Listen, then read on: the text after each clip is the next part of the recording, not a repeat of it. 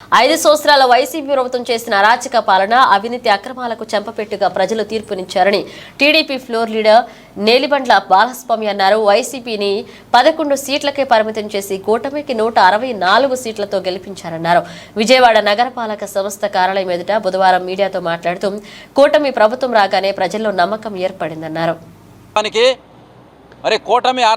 కూటమి ఆధ్వర్యంలో ఒక చెంపపెట్టుగా కూటమి ఘన విజయం సాధించడం, 164 సీట్లతో కూటమి విజయడంకా మోగించడం రాష్ట్ర ప్రజల గెలుపుగా, కూటమి గెలుపుని రాష్ట్ర ప్రజల గెలుపుగా తెలుగుదేశం పార్టీ, జనసేన అలాగే బీజేపీ ప్రజలకు అంకితం చేస్తూ,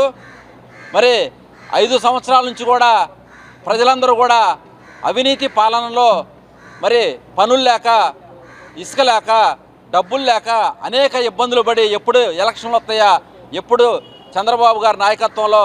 మరి ముందుకు వెళ్దామా అని చెప్పి ఎదురు చూసినటువంటి ప్రజలకి మరి మొన్న జరిగినటువంటి ఎలక్షన్లలో 164 సీట్లు కూటమి తరపున మరి ఘన విజయం సాధించాం. మేము ఇక రాష్ట్రం అభివృద్ధికి చంద్రబాబు గారు ఆల్రెడీ మరి సూపర్ 6లో ఇచ్చినటువంటి 6 కూడా అమలు చేయడం స్టార్ట్ చేసి 5 సంవత్సరాలు 1000 రూపాయలు పెంచలేనటువంటి వైసీపీ ప్రభుత్వం